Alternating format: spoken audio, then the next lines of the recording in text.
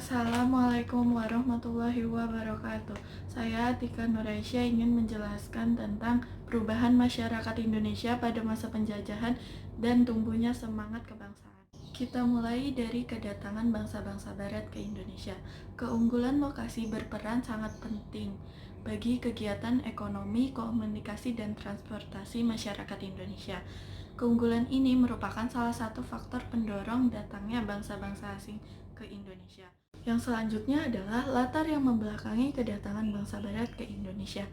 Yang pertama, daya tarik Indonesia bagi bangsa barat.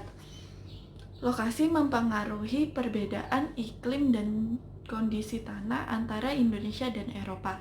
Keberadaan musim hujan dan musim kemarau memungkinkan berbagai tanaman dapat tumbuh dengan subur di Indonesia. Yang kedua, motivasi 3G, Gold, Gospel, dan Glory. Gold berarti keemasan, keemasan berarti kekayaan. Tujuan bangsa asing untuk ke Indonesia adalah untuk mencari kekayaan. Gospel berarti ke penyebaran agama. Selanjutnya, Glory berarti kejayaan bangsa. Yang ketiga, revolusi industri.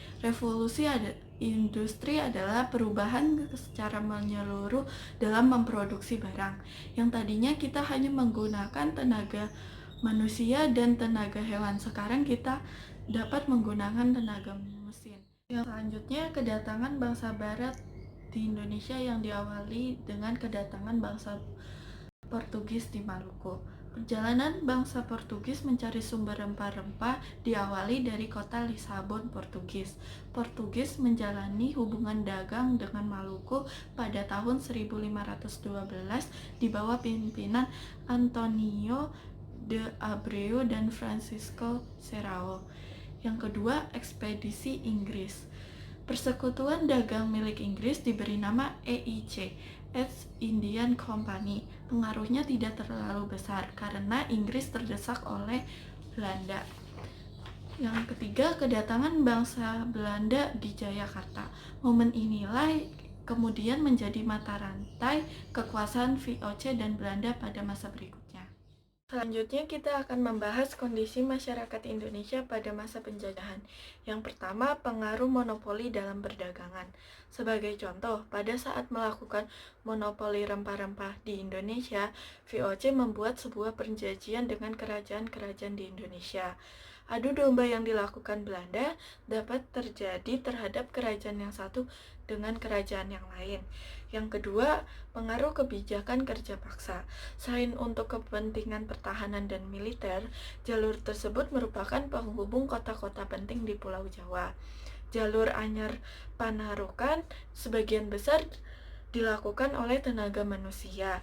Pada masa penjajahan Belanda, ternyata terjadi beberapa masa pemerintahan, yakni masa VOC pada tahun 1605 hingga 1799, masa Hindia Belanda pada tahun 1800 hingga 1808, Republik Bataaf pada tahun 1808 hingga 1811, masa pemerintahan Inggris pada tahun 1811 hingga 1816, dan masa pemerintahan Hindia Belanda pada tahun 1816 hingga 1942.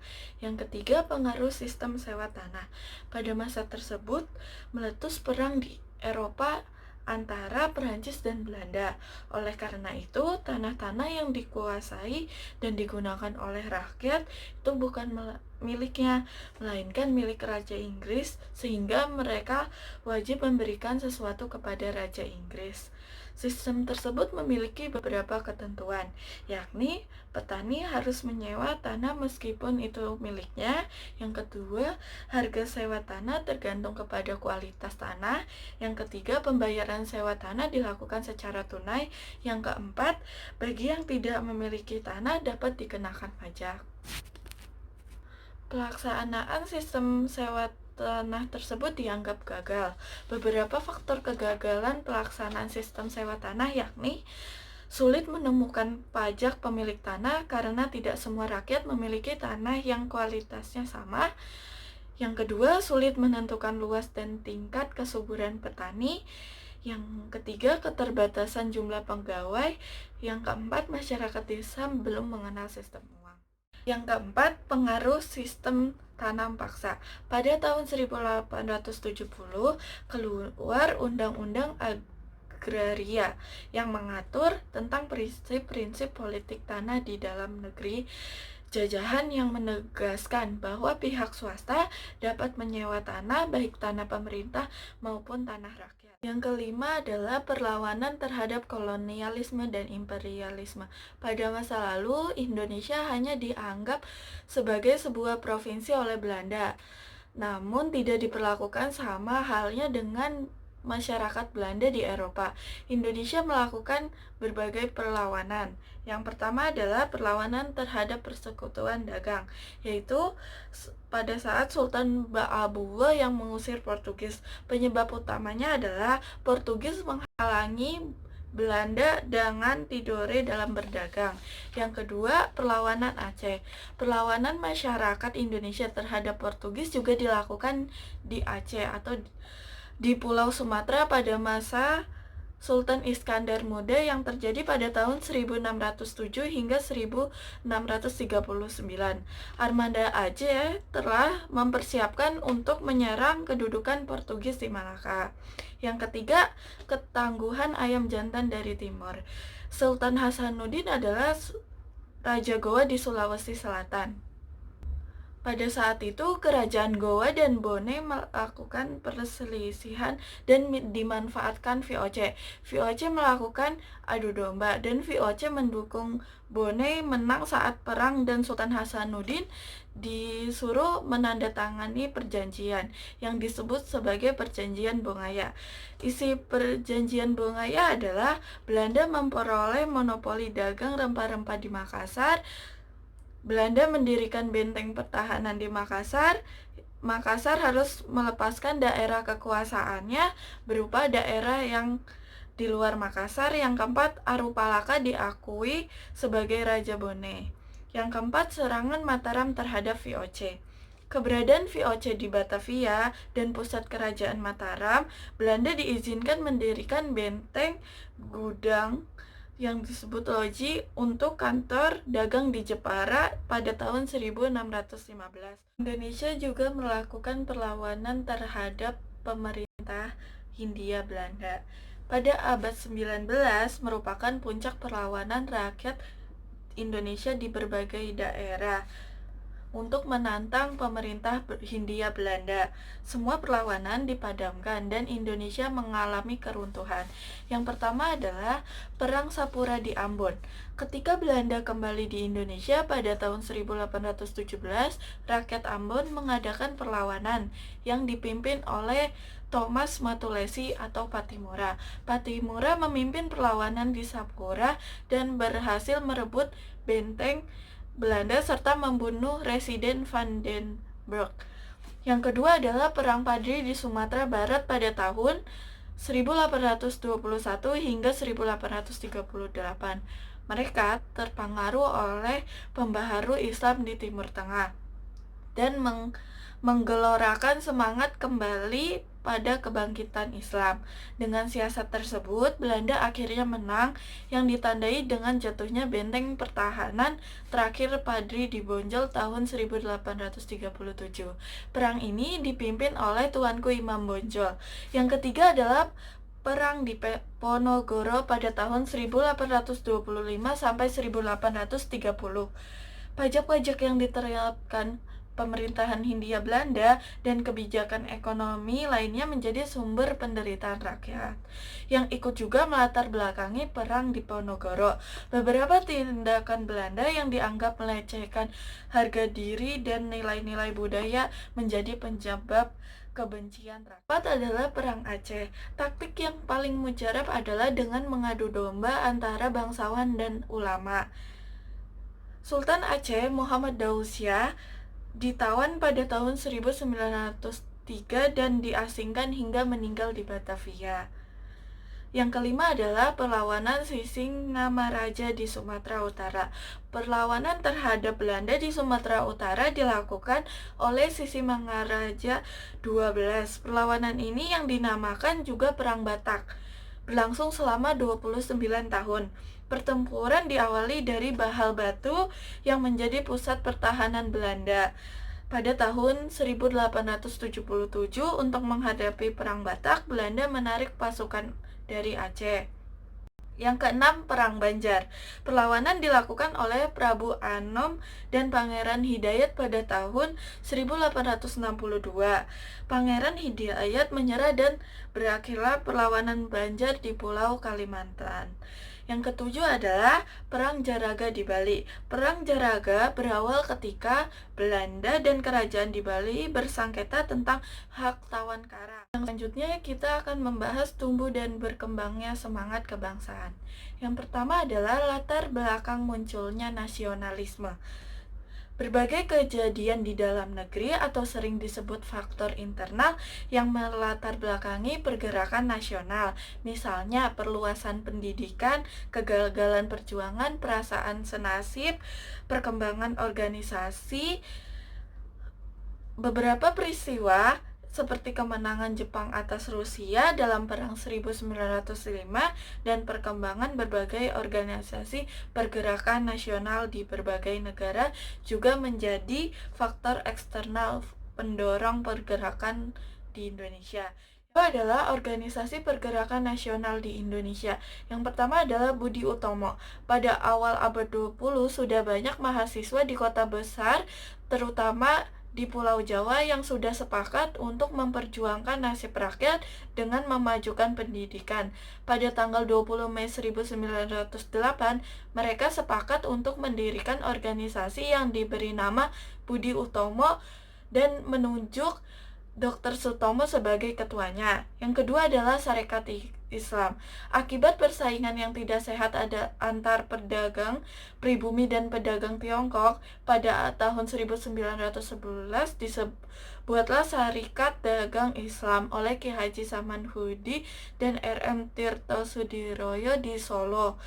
Saat itu, para pedagang Tiongkok menguasai perdagangan di pasar, menggeser para pedagang lokal yang tidak paham tentang pendidikan dan pengalamannya.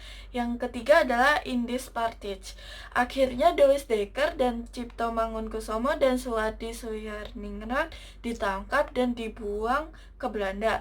Semula bernama Indis Vereniging PI didirikan oleh orang-orang Indonesia di Belanda pada tahun 1908.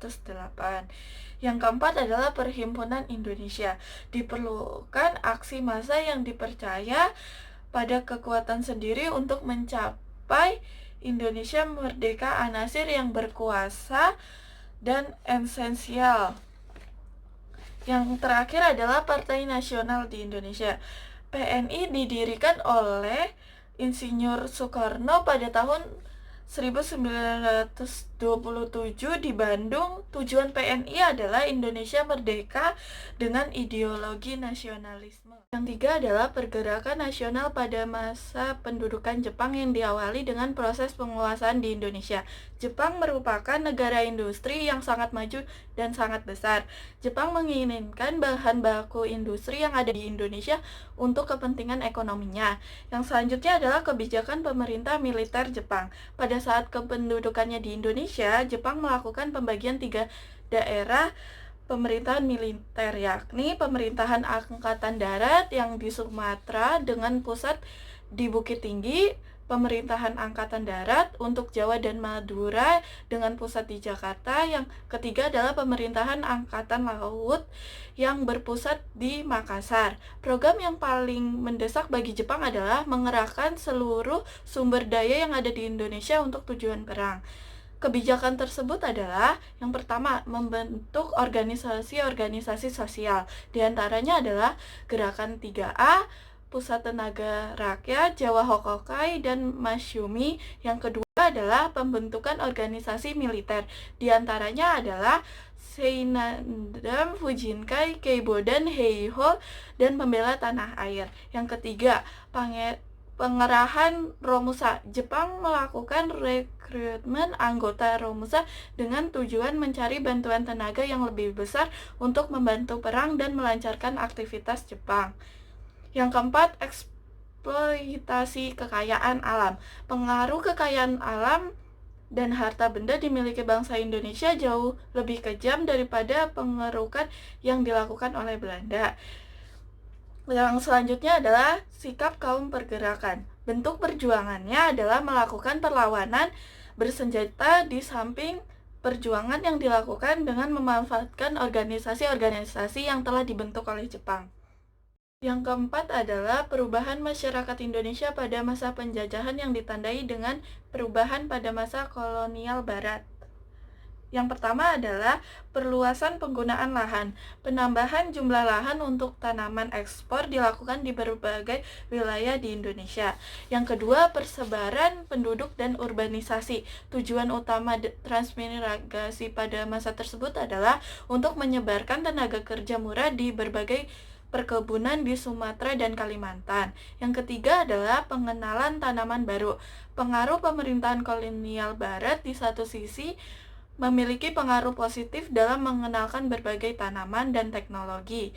Yang keempat, penemuan tambang. Dan yang kelima, transportasi dan komunikasi. Pada zaman Belanda banyak dilakukan pembangunan jalan raya, rel kereta api, dan jaringan telepon.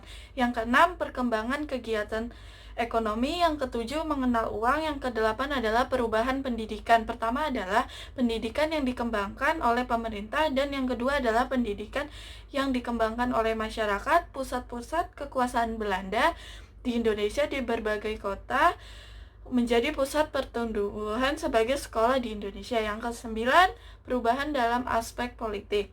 Dan yang ke-10, perubahan dalam aspek budaya. Yang selanjutnya adalah perubahan masyarakat pada masa penjajahan Jepang. Yang pertama, perubahan dalam aspek geografi. Bahkan Jepang melarang dan membubarkan sebuah organisasi pergerakan politik yang pernah ada pada masa kolonial Belanda. Pada masa penjajahan Jepang dan Belanda, masyarakat Indonesia mengalami banyak perubahan, terutama aspek geografis, pendidikan, ekonomi, dan politik. Yang kedua adalah perubahan dalam aspek ekonomi. Sistem ekonomi perang Jepang membawa kemunduran dalam perekonomian Indonesia. Yang ketiga adalah perubahan dalam aspek pendidikan. Kegiatan pendidikan dan pengajaran pun turun-menurun. Yang keempat, perubahan aspek politik. Propaganda Jepang berhasil mempengaruhi masyarakat Indonesia dengan alasan untuk membebaskan Indonesia dari penjajahan Belanda. Yang kelima adalah perubahan dalam aspek budaya. Dengan Jepang berusaha menjepangkan Indonesia dengan cara membiasakan menghormati matahari dan menyanyikan lagu Kimi Gayo. Demikian presentasi dari saya. Mohon maaf bila ada kekurangan dan kesalahan. Wassalamualaikum warahmatullahi wabarakatuh.